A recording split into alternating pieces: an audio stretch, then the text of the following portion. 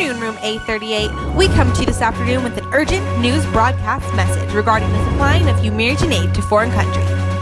This afternoon's broadcast is brought to you by your anchors Kennedy Dalton and Maddie Johnson.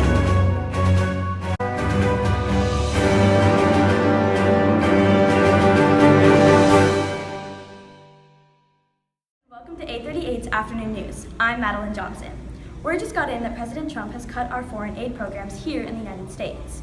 This news has brought up the question about the United States' involvement with foreign affairs and whether or not other countries should be stepping in. The shift of focus on this current issue of humanitarian aid has surfaced the origins of this problem and U.S.'s involvement from the past years. Now on to Kennedy Dalton with more information about the origins of this issue.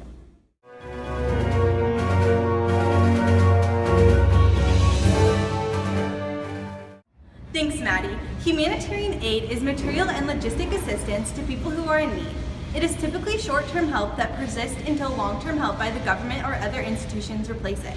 One of the first cases of organized international humanitarian aid was in response to the Northern Chinese famine in 1876, when a British missionary, Timothy Richard, organized aid to send to northern China, who were facing extreme famine. Regarding American intervention, the first case was in June of 1859 at the Battle of Sofrano, when Henry Durant organized assistance for the victim of war.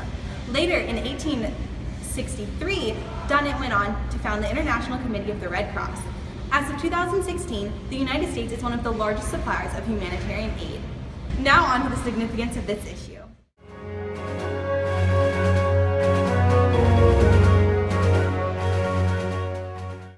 Currently, the United States foreign aid budget is $30 billion.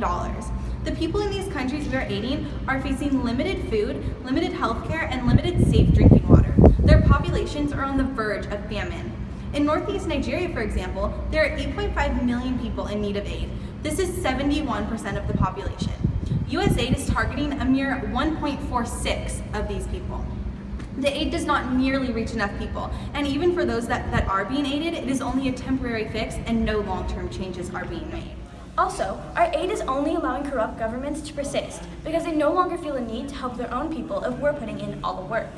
Additionally, while other wealthier nations are part of the United Nations, they're not contributing like the U.S. has, and this has put an immense amount of financial pressure onto our shoulders. A reason that we have persisted with this aid is because it keeps us an ally with the countries that we are assisting. Although being an ally is important to us, humanitarian aid is only putting our citizens and relief workers in danger.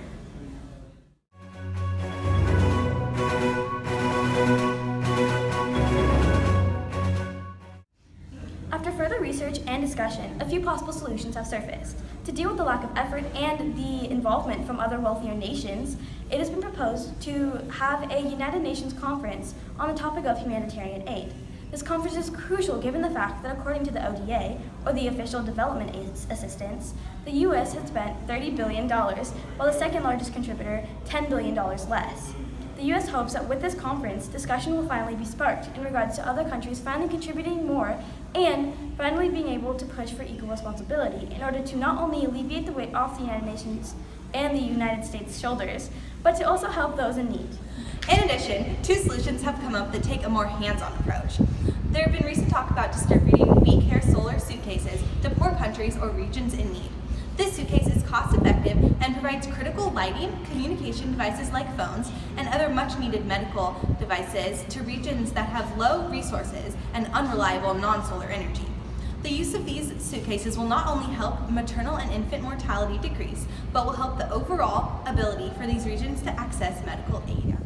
In regards to the accessibility to clinics and shelters in regions of need, the use of containers to communities and shipping containers in general is quite efficient. Containers to Communities recycles the surplus of shipping containers and turns them into a portable healthcare delivery system.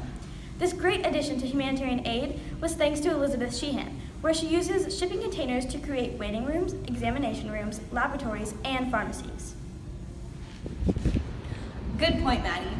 Also, since it has been reported that there are more than 20 million unused shipping containers, not only can they be used for medical clinics, but they can also be turned into shelters for refugees and others that are in need due to either lack of money or the destruction of homes or other circumstances. All right, folks, thanks for tuning into this afternoon's broadcast. This is Kennedy Dalton and Maddie Johnson, signing off.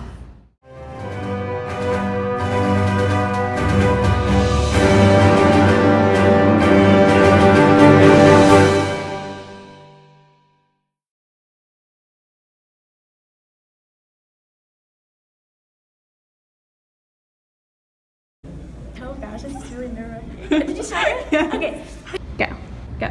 Okay. Go. Now on to the I didn't start it yet. You can go. Okay. Budget. It's foreign age budget. Like, it's foreign age. I can't say it. I can think foreign age. Okay. United States foreign age. Current foreign age. Foreign age, but. It is 30 million. Billion. Yeah.